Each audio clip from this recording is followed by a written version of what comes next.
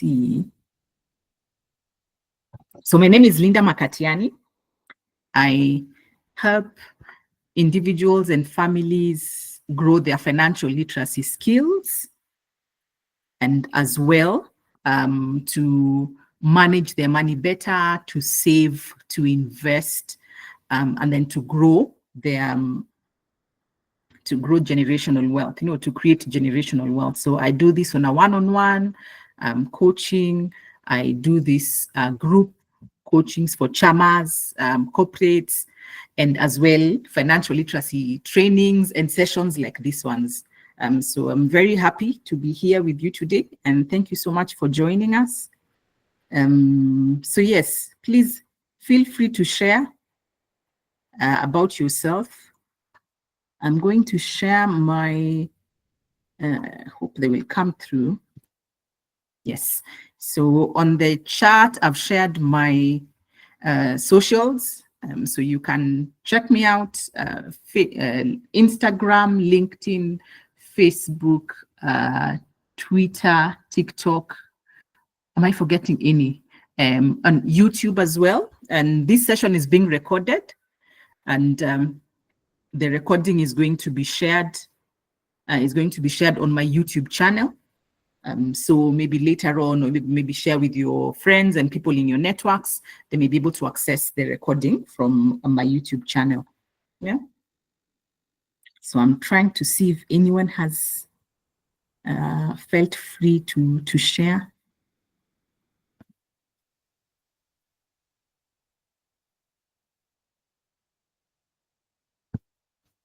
Yeah, but karibuni sana. We'll start maybe in the next 3 minutes.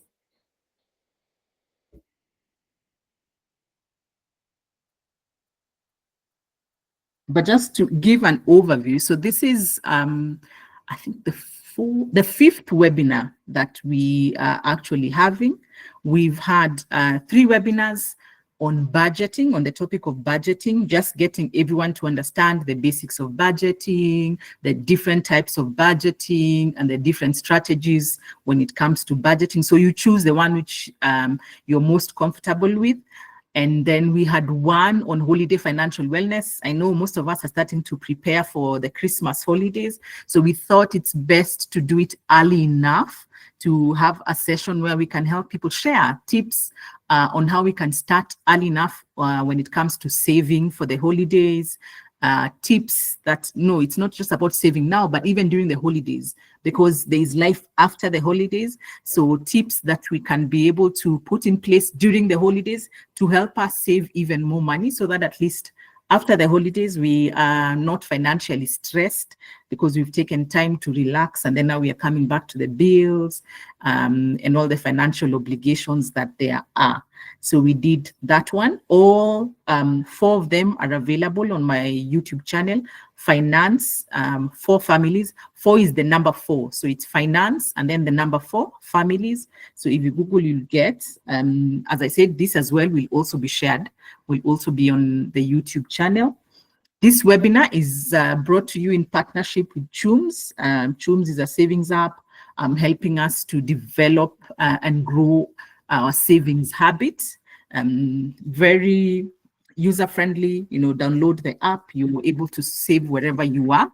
So we thank them for the partnership, and they saw the need to be able to extend themselves beyond just being a savings app, but to be able to share when it comes to financial literacy with people within their community and also out there. So thank you very much to Chamas.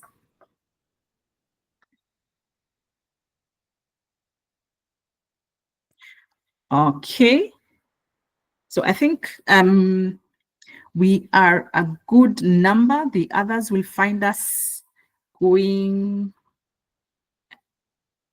That is me. Very nice to meet you. Linda Makatiani is my name. You'll allow me to switch off my camera as we go through the session, but sometimes it's always good to see the person who's talking to you. So yes, this is me. Nice to meet all of you.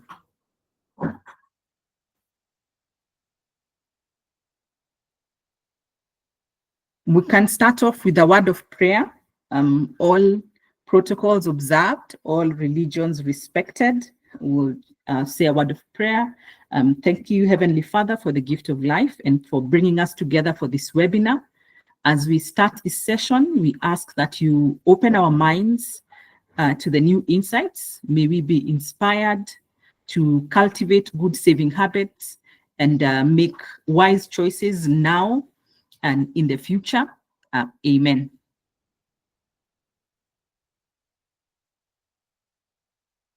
Okay, so Savings 101, starting our savings journey. This came about because we realized in very many financial forums, we are always being encouraged, start saving, build an emergency fund. Savings are very important. And sometimes we do reach the point where we find ourselves, we've started saving or we're starting to put money aside, but we don't really take time to understand fully. So what is this saving? What does it really mean to me? And that's why for this webinar, our first question and what we are going to try to answer by the end of this webinar is for each and every one of us, because we are all very different. We're operating in different environments. We are facing different circumstances. It's for all of us to ask ourselves. So for me, as Linda, what does saving mean to me? Yeah. Yes, I understand it's important. Yes, I understand I need to do it, but what does it really mean to me? So during this webinar session, we are going to try and unpack what saving means, just the basic fundamentals when it comes to saving, so that by the end of it, when you are now answering this question, you'd be able to do so from an informed point of view. Yeah. So keep that question as we go along. So a simple definition when it comes to saving is basically just setting aside money for future use. And this money, we could be setting it aside for what we are always told, emergency fund. We do not know what tomorrow will bring. So the best way to be able to safeguard ourselves is to have some money set aside so that whatever happens tomorrow, we are in a better position to be able to handle it. So basically it's setting up a fund where we are saying this is not money that we are going to be picking every day. We are setting it so that in the future, when we are faced with an emergency and we need some money, we have a fund that we can be able to go and access easily and be able to take care of that financial obligation. Another reason as well why we would be setting money aside for future use, it's because we want to invest in future. So saving is putting money aside. Investing is now this money being made to grow, being made to increase your wealth. So how are you able to do that? It's being able now to take the money that you have saved and to start investing it. And at times when we are looking at the investment options that are there, some of them may have like initial amounts that you need to be able to put for you to start investing in those instruments. And at times that amount may not be money that you have right now. So you would say, yes, I want to be able to buy a bond in future because I believe when I invest in a bond, I'll be getting coupon every 6 months. So I feel it's going to help me to grow my wealth. But the minimum amount I need to be able to invest in a bond is 50,000. I might not have that 50,000. Someone else might say, I have the 50,000, but I feel for me to invest and feel that impact of my investment, I want to be able to invest maybe 200 or 300 or 500,000. So it basically means I'm going to set money aside, I'm saving, so that in future I'm able to invest my 200,000, my 300, my 500,000 in a bond. The other reason why we would be setting money aside is for future planned big expenses. I'm looking to buy a car. I might not be able to put the money, I don't have the money to buy a car right now, but if I'm able to save money slowly, then I would be able to do the purchase. Maybe I'm looking to buy a house. So normally, I'm looking to pay for insurance because at times, you'd prefer to do maybe an annual payment when it comes to your insurance, and that's a lump sum that you need. So you're able to save for it slowly so that when that time comes, you're able to make that lump sum payment. So it's basically just setting money aside. And as you're setting this money aside, it's good to know for you, if I'm setting this money aside, because that's the definition of a simple general definition of saving. So what do you add at the end? For future, what? Emergency, wealth building, planned big expense. So that now, that's how now it starts becoming personal when you have your own definition of saving. Now, I thought to share two quotes that I feel should motivate us through as we are trying to create our savings journey. And this is by Susie Orman. She says, money has only a relative value. It is the saving, not the spending, that builds wealth. So there are two lessons in this quote. One is money has only a relative value. And when we say that, we mean money, the meaning of money is different to all of us. Yeah, it's dependent on very many factors. It's dependent on our economic conditions. It's dependent on our personal circumstances. So it's very relative. The same way, if I had 1,000 shillings and someone else had 1,000 shillings, we don't view it the same. For someone, that 1,000 shillings could go a long way for them. But for someone else, they might look at that 1,000 shillings as just, another 1,000 shilling that I have. So that's the first. But then we then need to realize it is the saving, not the spending, that will help us to build wealth. So it is now that saving and slowly accumulating on our savings that will help us to build wealth. Remember, they have said when you want to buy a bond and you're thinking, I want to do a substantial amount, then it's not the spending that is going to help you buy that bond. It is the saving of however little you have. Pull it, build it to that amount, and then you would get it there. So I feel like this is very important. So do not underestimate any amount of money that you have, thinking this is not much to save, this is not going to help me in any way. Money has only a relative value. So place the value according to your own personal circumstance, according to your own economic conditions, because however little, however much, it can go a long way for each of us. So I think that's a very big lesson. Even as we start or try to refigure out our savings journey, just keep that quote in mind. This other one is by Warren Buffett. He says, do not save what is left after spending, but spend what is left after saving. And I think this, many of us would relate to that, especially in our current times, because however much money you have, you will always find use for it. Yeah, so let that first use be your savings. So yes, I have it. I will put aside a portion of it and save, and then now the rest I'll be able to spend. I've been told by people, some of the people I coach, and I tell them, for me, I've realized when you decide to work with a figure, when you say, yes, I have this 10,000 shillings, I also have bills, but you say, out of this 10,000 shillings, I need to set aside something for saving. Yeah, because again, as we said, we do not know what tomorrow holds. If you set aside 2,000 and said, I'm going to spend 8,000 for my basic needs and all, and you, in your mind, I need to fit my expenses within that 8,000. Believe you me, you will look for ways to be able to fit into that 8,000.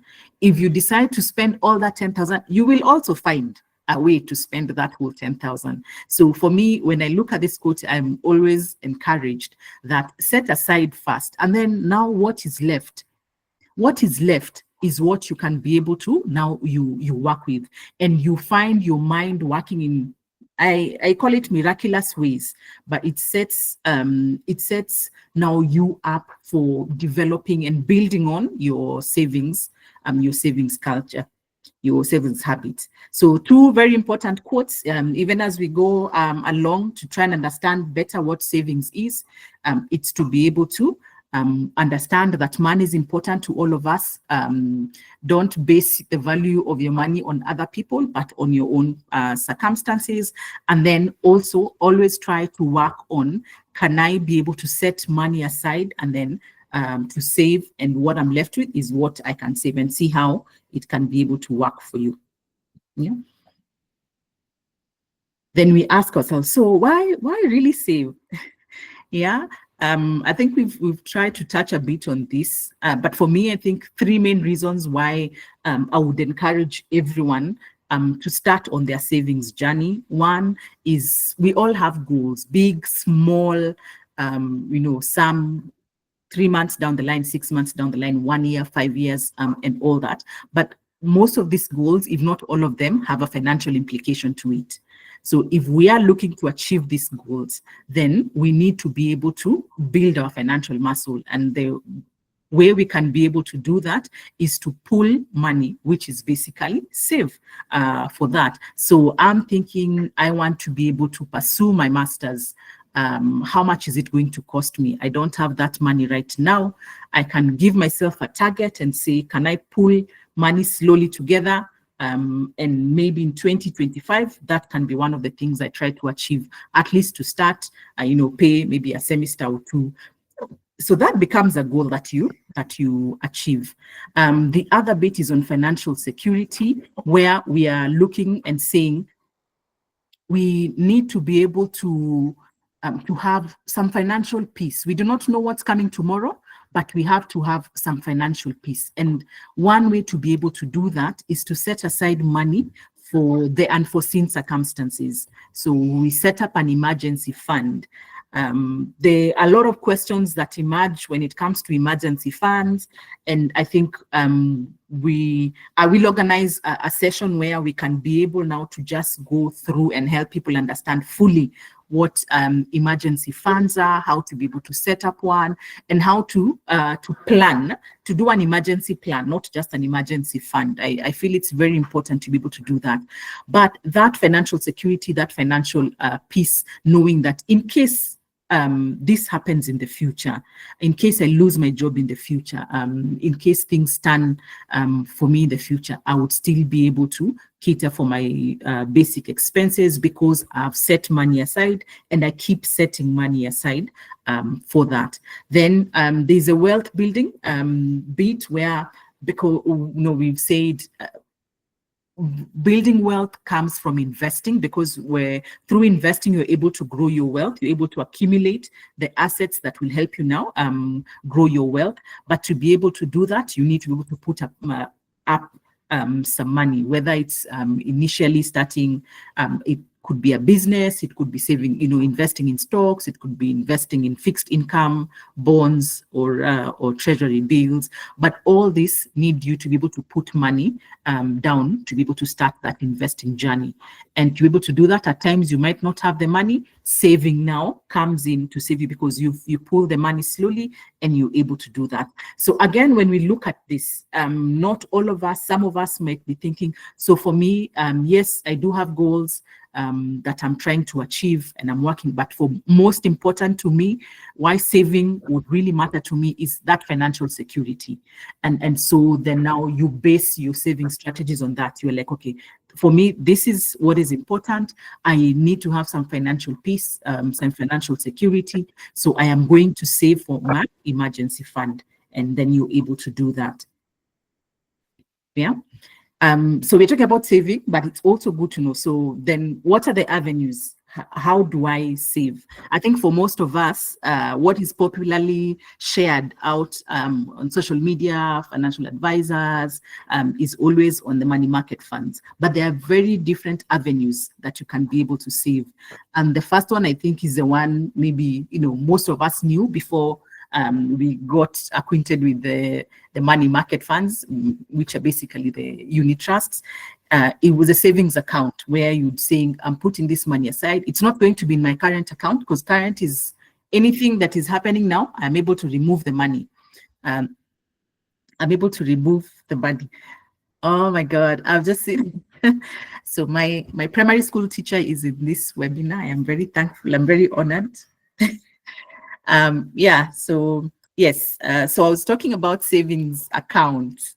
And this is where you open an account with a bank or a financial institution, and there you're able to put your money and you typically earn interest. So I did a bit of research just to try and see if you're to put your money in a savings account, how much. So KCB Bank, they have a Simba savings account. They would be giving you about 8.5% on the money you've put there. This is 8.5% per annum. So every year, at the end of the year, the money that you have with them would be earning about 8.5% interest.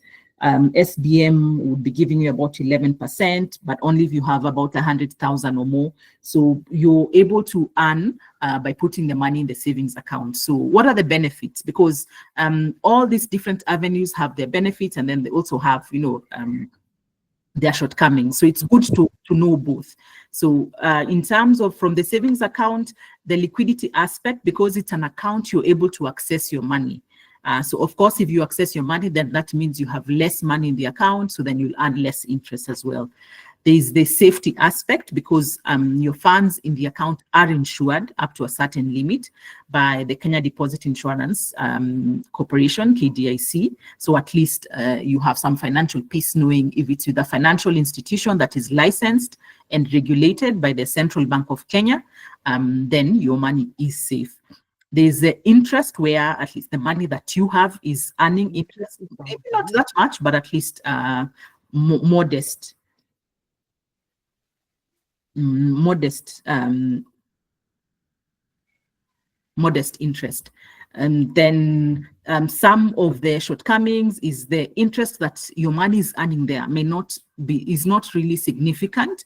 And remember, part of you saving your money, you also have to think of safety in terms of the economic factors such as inflation. So if the interest that your money is earning is not able to cover you for inflation, then that really may not work in your best interest in the long term. So in the short term, it might work to help you pull money together, but long term, not really. So that's one avenue where you open an account with a local bank or a financial institution, a savings account, and you save. Some of them might have restrictions. Maybe you're only allowed to withdraw once a month, like that, just to help you also cultivate that savings habit. The second one is unit trust. This is they are offered by professional fund managers. Basically, what happens is the fund pulls money from many investors, and now this pooled fund is used to purchase investments. So a diversified asset allocation, whether it would be either in stocks or in bonds or other securities. And now that investment earns interest, and the interest that those investments have earned is passed on to you as a unit holder in the form of interest that your money is earned. So your money earns interest on a daily basis. It compounds, and and every day. So the more money you put in, the more interest the more money you put it into the money market fund, the more the fund manager, the professional fund manager, has to invest, the better interest they're able to get from the investments they've made, and the better interest that is passed on to you as well. So benefits of that is diversification, because when this is different people coming and pulling money together, and because they're all pulling money together, there's a good enough amount to be able to invest in various assets. So unlike if you're doing it by yourself, where you'd be, if I have to buy a bond, I need 50,000 or more. If I want to buy stocks, then this is the amount of money I need to put aside. But when you come together and pull the money in a fund, now the professional fund manager is able to allocate and diversify by buying into different assets. Then there's also the professional management, because this is done by a fund manager who that is their expertise. They're able to go out and see what is available, what is safe, what earns good interest, and they would be able now to make those investment decisions on your behalf. So and that makes it easier even for you, because then you don't have to really understand what commercial papers are there, what rates are they giving, what is the risk level for those ones. Now that becomes the work of the professional fund manager.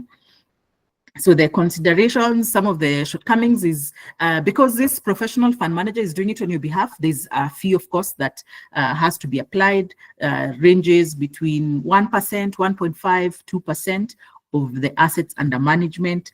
And at times as well, there could be some level of illiquidity where you're not able to access your funds. So when you start putting your saving in a money market fund, then there's some funds normally have a lock-in period. So it's very good for you to know, if I open an account, if I open an account and I put in my funds in this money market funds, do they have a lock-in period? Is it 2 weeks? Is it 1 month? Is it 3 months? Is it 6 months? So then you know you will not be able to access your funds within those 6 months and all.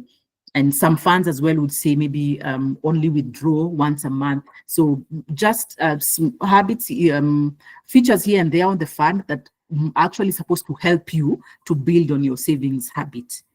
But it's always good to know when you're starting out. Another saving avenue is the fixed deposit accounts. This is where you're saying, I have this money, I know I will not need it for the next 6 months or 1 year. You would come to your financial institution, your bank, and say, I'm willing to put this money in a fixed account. So basically it will be there for a fixed term. And then because it's there for a fixed term, you get a slightly higher rate than what you'd get when you just put the money in a savings account. Yeah. So the benefit of that, you get slightly higher returns than what you'd get in a savings account.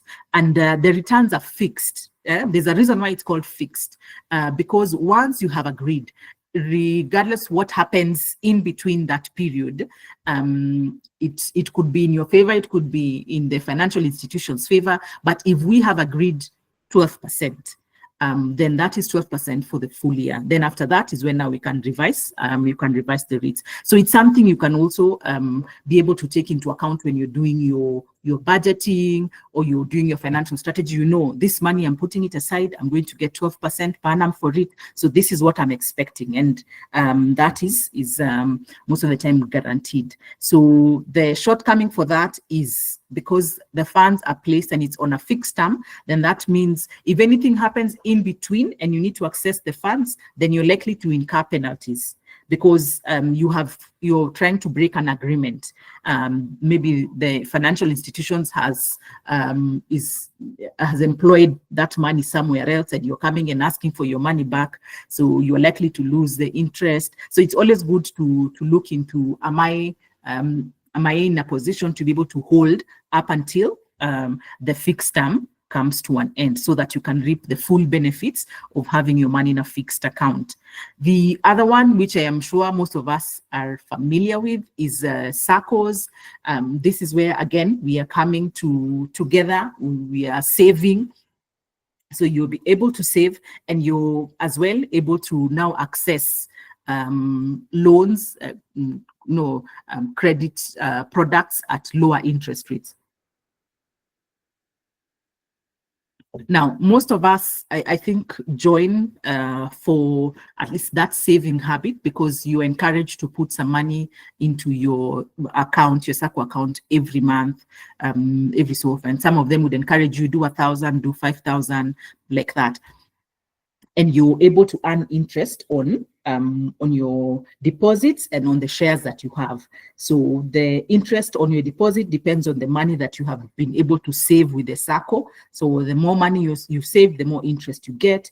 And then you also earn in terms of dividends depending on the shares you have with the SACCO as well. So it's a way to encourage you to save, but then with the money that you've saved, you're also able to access credit at a lower interest rate compared to if you are to go to the big financial institutions.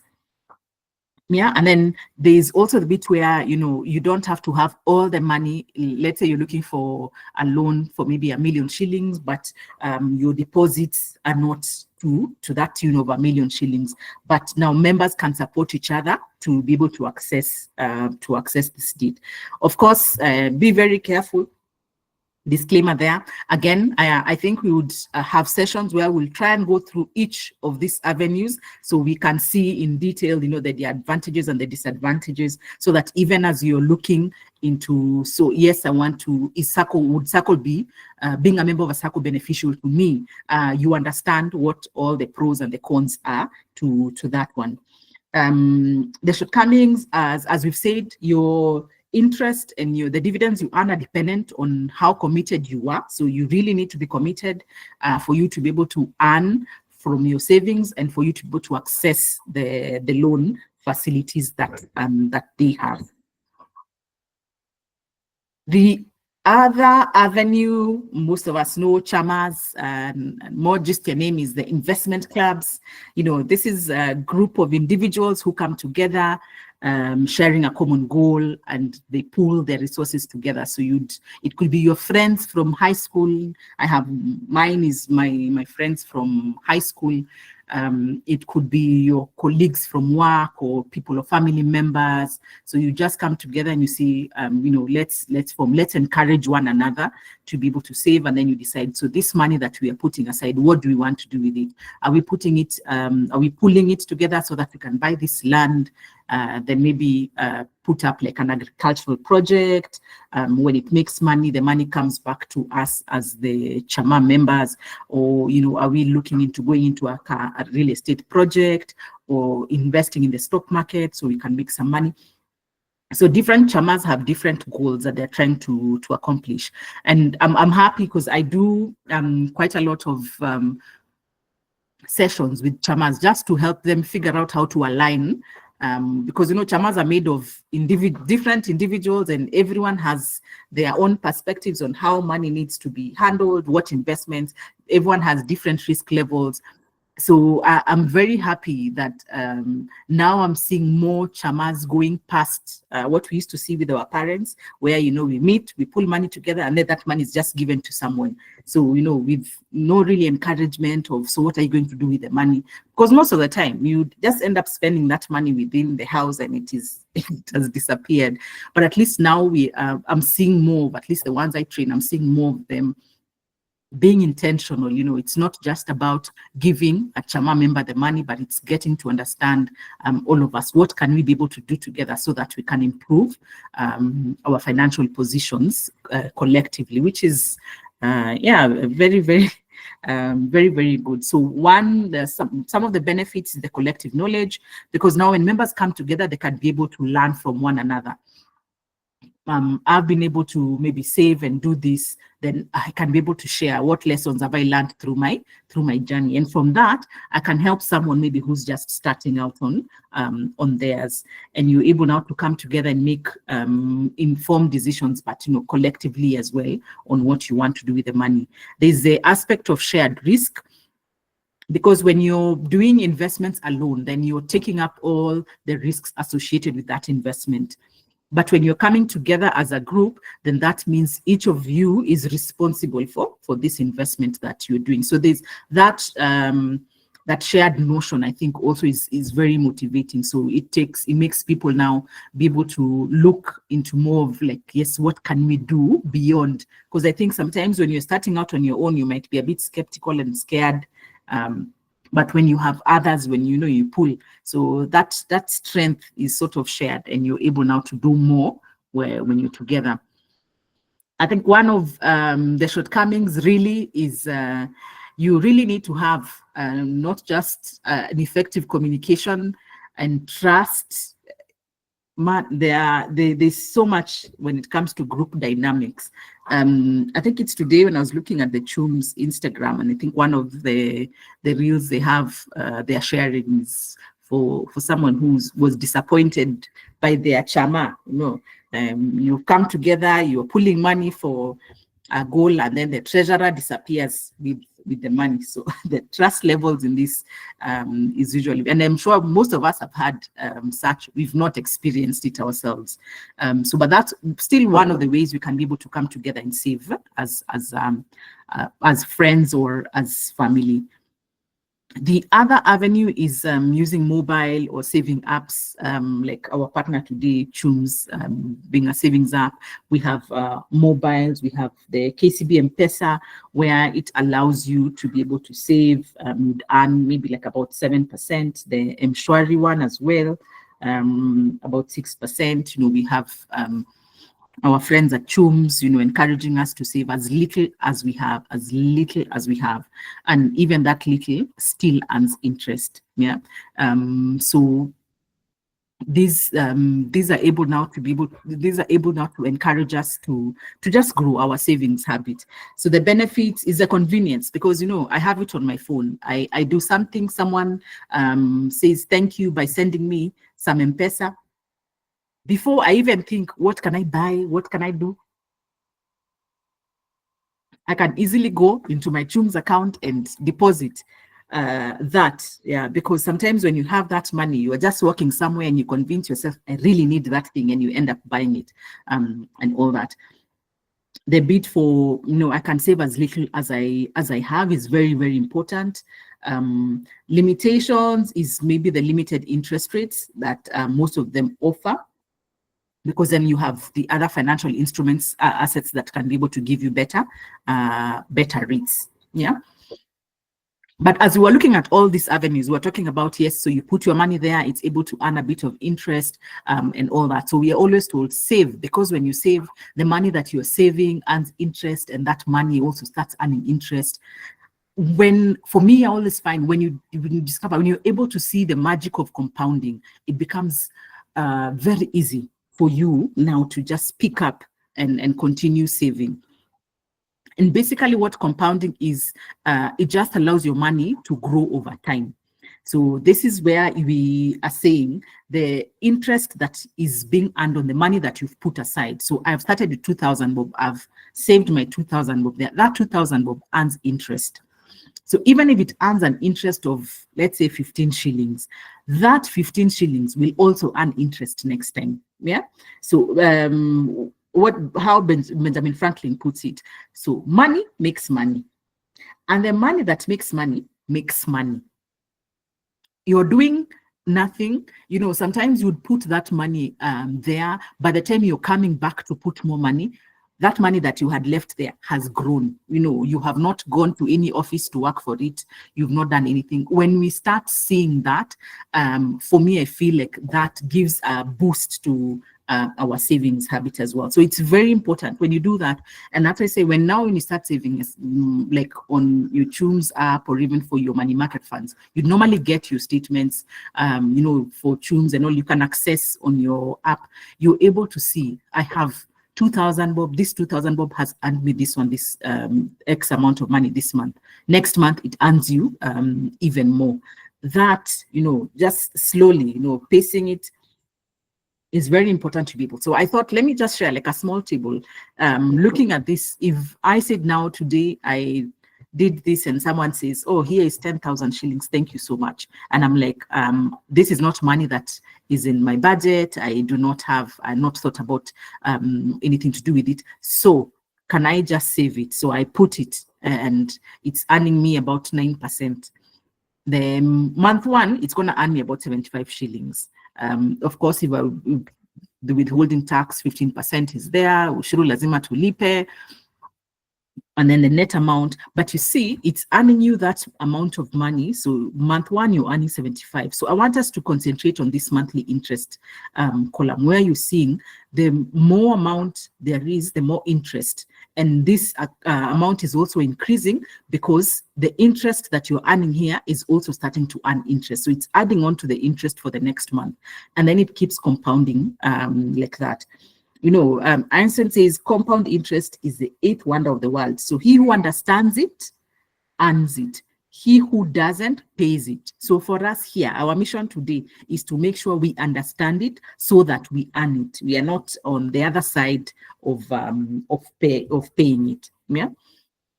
So this is a very simple table just to be able to show you that your money gets to grow over time. Even if it's 2,000, 1,000, however little, that little starts growing and it keeps growing with time, because the money that has been earned also starts earning its own money. In this saving journey, there'll always be challenges. And for me, it's very important to understand before you embark on something, or even as you go through your journey, knowing it doesn't mean it's going to happen, but it's always good to know what is likely to happen and what can I be able to do in case it does happen. So some of the challenges that we normally face, because, I know most of us will, if we were to confess, we'd say we start saving nicely and then we reach a point to what we call to backslide, and all that. So what normally happens? One is we become victims of impulse spending. We are buying things just because, it's on sale. Oh my God, maybe it's the last one. We'll never find it at this price. We give ourselves all manner of justifications, and then you end up spending and you realize that money would have worked better for you if you had saved it. How can you be able to handle such a challenge? This is very personal. You have to stick to your budget. Very important for you to have a budget. And one of the other ways as well is to follow the 24-hour rule. This is where even when you see something and you're like, I really need this, when you're standing there, you can really convince yourself, because we have to, we are humans, we have to accept that. But if you say, okay, fine, maybe I do need it, but let me take 24 hours, let me just go. Simmer over it and see, do I really need it? What value is it going to add to me? Do I have to buy it now? Maybe, if I budget for it, I might be able to afford it more comfortably in 3 months. If that is the case, I want to be able to buy something without feeling guilty. When you go and you think about it thoroughly, you might realize that, yes, maybe you do need it, but you don't need it right now. And that helps you now deal with that. The other one is not having clear goals, where, yes, I've been told I need to save. Yes, I've been told I need to have an emergency fund. Yes, but you don't really have something specific that grounds you when it comes to your saving journey. So it makes that whole process feel very aimless.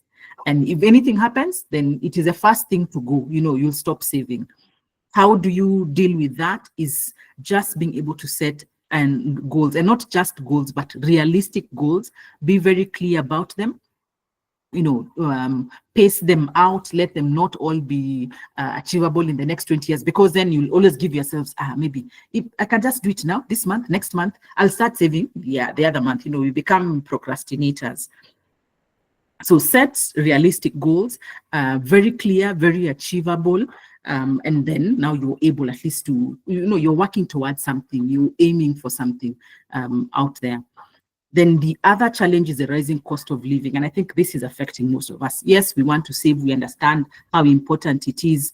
But then out here, every other day, the prices are going up. I feel like I want to put 5,000 aside to save. When I'm looking at my budget, what used to cost 20,000 now costs me 22,000. I'm taking my shopping, I'm doing my shopping. What I used to spend 5,000, now it's 7,000. Where is the extra 2,000 going to come from? And all that. So it is hard. We have to accept that. But what can we do? Is just being able to sit and review. So where are we? I wanted to be able to save 5,000 bob. Am I still able to save 5,000 bob? No. Why? Because, this cost has gone up, and I really have, and I do, it's part of my basics. I have to be able to pay for them. So out of that, how much can I be able to save? Okay, maybe I can only do 3. Then do that 3,000. I think the secret is to be able now to sit and be realistic and constantly reviewing and saying, okay, fine, this is what is happening out here. How do I adjust my budget so that I can still be able to save, however minimal that I can, so that I don't lose that habit. So I will not get that 5, I can get 3. I might sit and review my budget after a while and realize, oh, by the way, this one, I don't really need it now. Then that means I can save 4, like that. So just keep yourself reviewing and re-strategizing as you go, as things change as well. I was trying to think of any other challenges that we face when we are going through our savings journey. And I remembered peer pressure is one of them, where you're good, you're trying to save, and then your people, the people that's around you are convincing you, let's go here, let's do this, let's go out, or let's go and try this place, and you go and you end up spending all the money that you had been trying to save. So that is, so it's always good at times maybe to be very open that yes, this I can be able to do, but this I can't do because I'm trying to save for 1, 2, 3. Yeah. And a bit for procrastination, where I will start tomorrow, I'll start next month, I'll start in January 2025 for sure. I will set up my my savings fund. Why not? Why not now? Why tomorrow? Now, so that by that 2025, you have had some experience, you've learned a few lessons. So come that 2025, you're able to do it better. Yeah. So I want to share a few tips that can help us grow our savings habit. And the first one, I think I've introduced this, is pay yourself first. You are your greatest asset. When you're out there hustling, doing all your job, your gigs, all those things, if you're not there, we would not be able to earn whatever it is that you're getting. So appreciate that effort, appreciate yourself as the greatest asset by paying yourself first. This means when you get money, whether it is from work done, someone is thanking you for something, before you even now, set aside, maybe say 10 or 15% of this money is going to go to my savings. No, it's going to save me later. So you put aside that, and then now you work with, the way we said, you work with what you have. So it basically, save fast, then spend, but always pay yourself. Appreciate yourself for the effort that you're putting in. It might not be that much, but that little that you put aside, the way we've seen the magic of compounding, it will keep growing. So don't think it's too little for me to put. Maybe next time when I'm earning more, I will be able to do that. The other bit is how you set your goals. Have both short and long term. For me, I find with clients or people who have those only long term goals, it's very easy for you to procrastinate. I'll start because I have 5 years. 5 years is a long time, and nowadays you blink and a year is gone. So have those, have your short term goals, the ones that you can be able to achieve, and once you achieve, you're able to you feel motivated now to even continue, so that you can be able to achieve even now the medium term ones and the long term goals as well. Use savings app. Let's embrace technology. It's very easy. Some of them even have, I know, Chums will trigger you and motivate you to save with as little as you can. So those triggers also help to improve your savings habits. The saving challenges as well, where you're basically saving in an incremental basis, and this also just helps to grow your savings habit as well. The other one is treat yourself. I remember this TikTok, I think it's still going around, where someone says, you are una save wachie nani, and I could see so many people liking it, but I was like, you're saving for yourself. Because part of what you're saving, you could actually just reward yourself when you reach a saving milestone. Look and see, this money has earned this much interest. It does not hurt to take a bit of that and enjoy, and tell yourself, this is a way of me thanking myself for improving my saving habit. Because in as much as we want to save for tomorrow, we are living today. So even today matters. So once in a while, it's always good to appreciate yourself today, take yourself out. And that also forms part of your motivation through all that. The other bit is there are those ones who thrive on doing things collectively. So look for a savings partner. It could be a family member or a friend. You share your saving goals. What am I trying to achieve? And it's someone who knows how important that is for you. So they'll be able to check in on you and help you to celebrate your success, motivate you. When you're feeling like, I'm about to give up, you can reach out to them and they can guide you through. But the fact that, and for me, this is just from experience, from coaching and everything, the fact that that you have an accountability partner, someone who's going to come and say, so we've agreed, this is what you're doing, this is what you are trying to achieve. How far are you on this? What help do you need and all that? When you have that support system, it's very easy for you to keep going and through your savings journey. So in conclusion, key takeaways for me, as we go through this savings journey is to be able to, one, take time to understand what's the importance of saving for me. So, which basically means take time to fully understand why saving is important for you. You know, we've gone through the reasons why you should save. We've gone through the different ways that you can be able to save and all that. But the first bit is to always see, you know, by that idea of saving yourself. That's the key way that you can be able to continue, because as we can see, the magic of compounding intensifies the more you keep doing it. So the longer you do, the more you're able to get out of it. And you can only keep doing it if you fully bought into the idea that yes, I do need to save. I need to be able to grow my saving habits, and this is how I'm going to do it. The key one is to understand that we are operating in an environment, even through this journey, where we are likely to face these challenges. We might not, but it's always good to know that these challenges are there. You are likely to face them, and it's now, through a session like this where you understand if maybe I'm an impulse buyer and that's stopping me from saving, what can I do? I need to start budgeting. First step, let me go and watch all the previous budgeting webinars to see if I need further help. I will look for Linda to sit with and see what we can be able to do. But it's to understand that those challenges are there. It does not mean that should stop you from saving. Wisdom is to be able now to see what can I be able to do so that they don't stop me from achieving my saving goals. Then the other bit is also to just look at those tips and see, once you've understood saving is very important for me, there might be challenges, but I will handle those ones. So what can I do to be able to keep saving so that, for my own benefit? It's choose that you look at the tips that we've shared, but then you choose the ones which for you feel like, yeah, these ones, I feel like I can resonate with these ones. Because some of us might say, oh, an accountability partner, not really sure. A savings challenge, no. But someone else will say, yeah, for me, I'm all for the savings challenge. If that's going to help you to grow your savings habit, well and good, go for the savings challenge.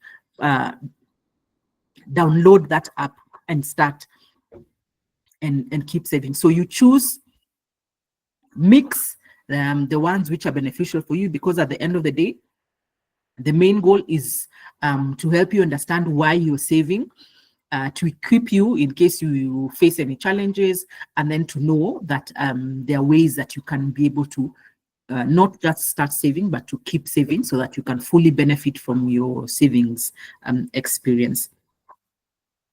And with that, thank you very much. I think now if anyone has any questions, we still have a few minutes we can take, but those are my contacts. Those are Chum's contacts. I think for the ones who joined late, I had shared my socials on the chat as well. You can reach out to myself, to the Chum's team. But thank you very much.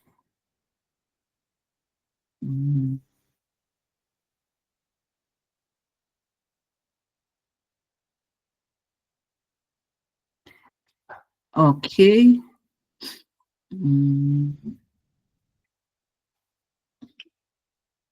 I think someone had, thank you. I think someone had raised, Esther had raised their hand. You want to ask a question? You can unmute and share. If you don't want to share on the chat. Hello, am I audible? Yes, we can hear you. Hi. Okay, my name is Esther, and I have a question. But I'd like to get your view. Is it viable for to set aside my savings to pay HELB loan? That is my question. Okay. So I would look at HELB as part of your debt. When it comes to, let me answer it from this angle. When it comes to building wealth, you always want to look for what can stop me from accumulating my wealth. And one of the key reasons that would happen is your debt, where if you don't pay, If you don't manage your debt, not just pay, but if you don't manage your debt, because with debt, you don't have to pay it all at once. If you don't manage your debt, you reach a point where now you'll have to start liquidating all your savings. You'll have to start liquidating all your investments to be able now to pay that debt. And at that point, it's going to be interest has accumulated. Remember what we said, that the interest bit, the ones who understand it earn it, the other ones pay it. So you don't want to be on the paying side. So yes, I would say when you're setting money aside and saying this is money for saving, this is money for investing, you have to cater for money for debt management. So you'd say, yes, I'm going to pay my HELB loan. Do you want to do it if it's on a monthly basis? Set money aside for that. If you want to do it like every 3 months, but it is good to be able to pay it down so that it at some future point it does not affect your net worth as such. Yeah. So yes, it is very good question and very important.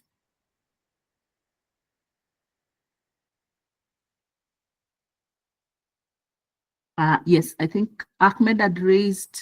I hope I've answered your question, Esther. Yes, thank you. Thank you for asking. Yes, Yeah, Ahmed. thank you. Yeah, hello. Am I audible? Hello. Yes, you are. Yeah, first of all, thank you so much for your effort and for everything. Thank you so much.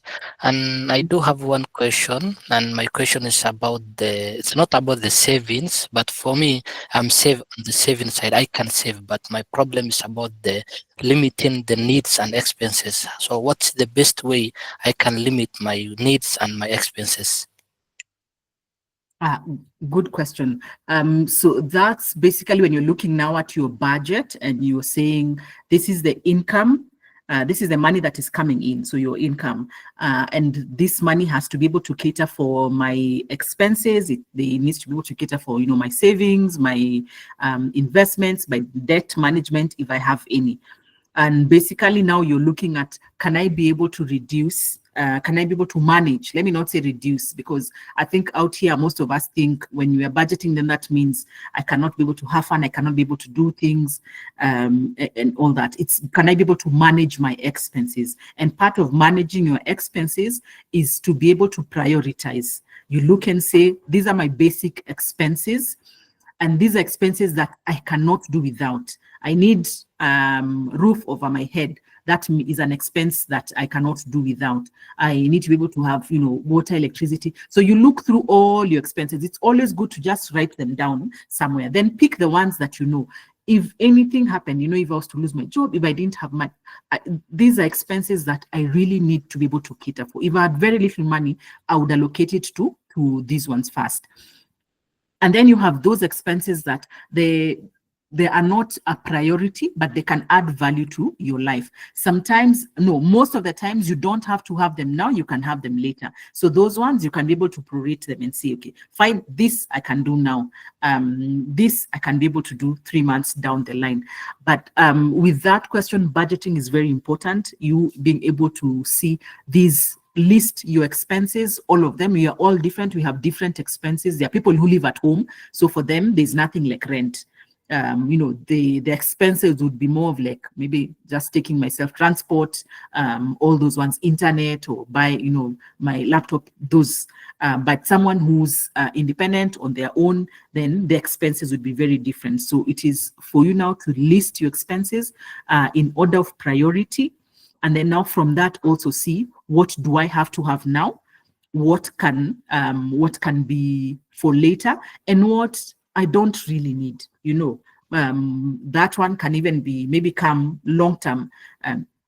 But there's some we don't really need. But you only get that clarity when you're able to list and see your expenses from a personal view, and tell yourself, list them in order of priority.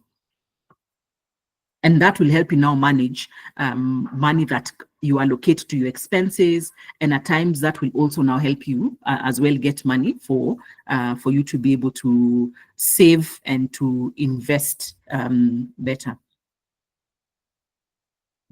So on the chat, Yes, Kevin Wanyuike is asking, he's saying, thank you for the in-depth highlights. Thank you, Kevin. Have you mentioned that we can access past webinars you've had? Yes, I did. They're on my YouTube channel. It's Finance for Families, the number 4. So finance, then the number 4 families. I had shared links where you can. At the end of this as well, I'll share, I'll send through emails with the link where you can access the webinar on the YouTube channel, and that's the same channel where the other webinars on all the 3 webinars on budgeting and the webinar on how to be able to start saving for the holidays that are coming up. Yeah, I have seen a hand. I'm trying to find. I think someone had raised a hand. I can just unmute and ask.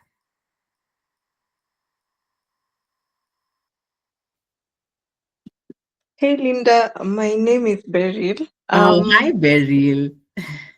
Hi. So I have one question, and also just to say thank you for organizing this session for everyone, and it's very informative. So my question is, how do you handle peer pressure? For example, you see that other people are buying stuff, but you, because you have a goal, you have a goal, but then you kind of like want what they have, Yeah. Yes. And also in terms of seeing them there's also this comparison of peer pressure of seeing that others have reached a goal that you want to reach, but you're not there. You kind of like feel discouraged. So how do you manage that feeling? Yeah. Let me answer the first one. This is something like my mother used to tell us every other time we would say, we want this, we want this. She'd be like, you know what? You can actually get it. You might not get it now. You are likely to get it later. And later, they'll have a better version of it. You will be in a better position to enjoy it even more. And of course, then growing up, I used to feel like, yeah, it's just an excuse. But now I think with age, I do see that it's very important, and it actually does work. So for me, that's one of the ways, just that mindset that my goal is very important. It's more important than that flashy phone that my friends are trying to convince me to buy. Because my phone still works, right? We can call one another and all that. So in as much as yes, I want it, I might be able to achieve my goal, and maybe through achieving my goal, which might be investing, I will make some money from my investments, and I can be able to buy a better version of this phone later on. So I think for me, I always find it's just that mindset, and that's why I say it's very important to understand, why am I in this saving journey? What am I looking to achieve? The peer pressure is going to be there. You would see it, but having that mindset that this is what I'm working towards. Our journeys are different. Someone will achieve theirs. It does not mean you cannot achieve yours. Celebrate them if they're your friends. And maybe if you're that close, they can also now share with you lessons through it, so that you can also be able to achieve yours and support you to be able to achieve yours. But we all pace ourselves. The other bit is also to be open to some extent on what you're saving for, what you're working towards.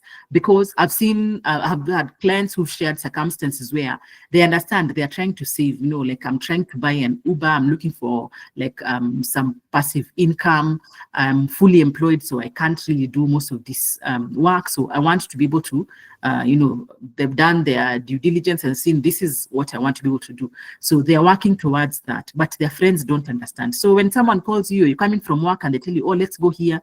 And you're like, no, I can't. Because when you go there, you'll end up spending like 2,000-3,000 here. And that is money that can go into your fund for the Uber that you want to buy and all that. So it's just at times trying to share without sharing too much information, dependent on how close you are with the person, that this is what I'm working towards. I might not be able to join you this time, but maybe towards the end of the month, when you've maybe hit like a milestone and you're willing to celebrate with a bit of the money, then you can do that.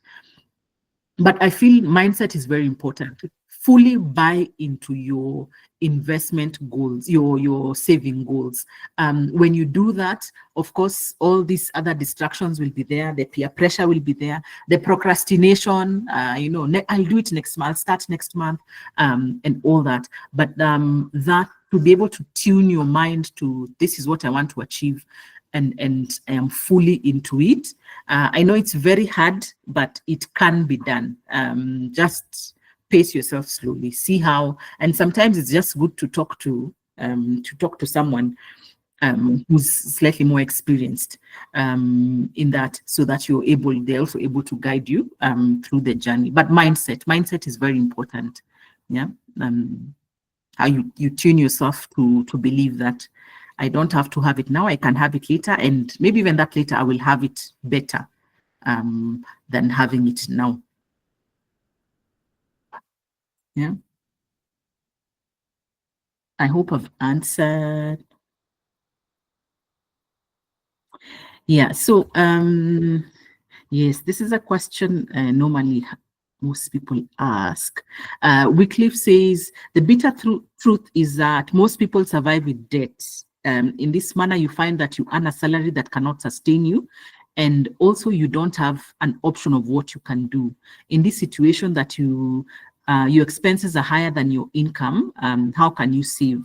For example, you're earning 15 to 20,000 and you're living in Nairobi. That means, rent, fare, all these other expenses, they add up more to more than your income. So how do you save? So this is, in all honesty, this is not a saving problem. This is an earning problem. So the first situation we have to deal with is the earning issue in itself. So we are looking at, are there ways that we can be able to increase your earning capacity? And even as we are doing that, it's looking through your expenses. So we are looking through that rent that you're paying, all the fares that you have, all these other expenses, and are they all priorities? Yeah. And if you do have to be in a situation where now you have to borrow money, then you also need to factor in that you need to be able to learn how to manage that debt. Yeah, we will have to be open to the fact that not all the time we'll be able to live within our means. Once in a while, something may happen and you will have to access debt. So managing it is very important. So even as you're looking at all this, yes, I have to pay rent, I need, fare to get to work, all this. As I'd said earlier, try and list all these expenses. What is expense? How much is it costing me? And then now when you have that, when you have your vision of that, now try and look at each and every one of them. Is this really the best that I can be able to get? If it's in terms of rent, based on my salary, what I have now, because you have to work with what you have now. In as much as you're trying to improve your earning power, you have to work with what you have now. This rent that I'm paying, is it the best I can get for this income that I'm earning, taking into consideration that there are all these other expenses that I have, this fare that I'm paying. You always hear people saying, I had to move to a place that is closer to work because then it made more sense for me to save on fare. I look for a place that is cheaper, that I can just be able to walk to work and all that. When it comes to expenses, how can I be able to reduce my expenses to what you say, to the bare minimum? But even as you're looking at your expenses and seeing how to be able to prioritize based on your current income levels, you're also trying to see what can I be able to do to increase my my income and all that. So yes, it is the truth. We once in a while we are faced with a situation where we have to access debt. But even as we are doing that, it's always good to know that within that money that you have to factor in how you are going to pay back that debt. And one of the best ways to do that is to be able to just have an honest conversation with yourself about where all your money is going. Look and ask yourself honestly, do I have to live here? Do I have to spend this much fare? Can I walk to some distance? It might not be forever, it will be for a while, but you're looking for ways that you can be able to manage your expenses so that you're able to live within that space. And as I've said, saving does not mean you have to save 1,000, you have to save 5,000 and all that. Saving is as little as you can, from that 15, 20K. When you look and you see here I can squeeze, I would save 50 bob or 100 bob. That 100 bob can start your savings journey. It doesn't have to be a big amount of money. Yeah. Yeah. I think I've written into like 10 minutes of your time. I have shared my contacts. Let me take this chance to say thank you again to the Chums team for partnering with us. Do reach out. My contacts are there. If you feel like maybe there's a topic you'd want us to cover in a webinar, share with us. Reach out as well if you're trying to figure out your savings journey, your investing journey. You can be able to engage and see how best we can be able to help you. But for me, it's asanteni sana. Thank you for engaging me. Thank you for being here. And I look forward to sharing more with you in upcoming webinars. Tupatane kwa socials, from Instagram to LinkedIn to all that. Do share, and I look forward to engaging you again. But asanteni sana. With that, we bring the webinar to a close. We are free to leave. Thank you again. Thank you so much. Thank you so much. Thank you. Thank you.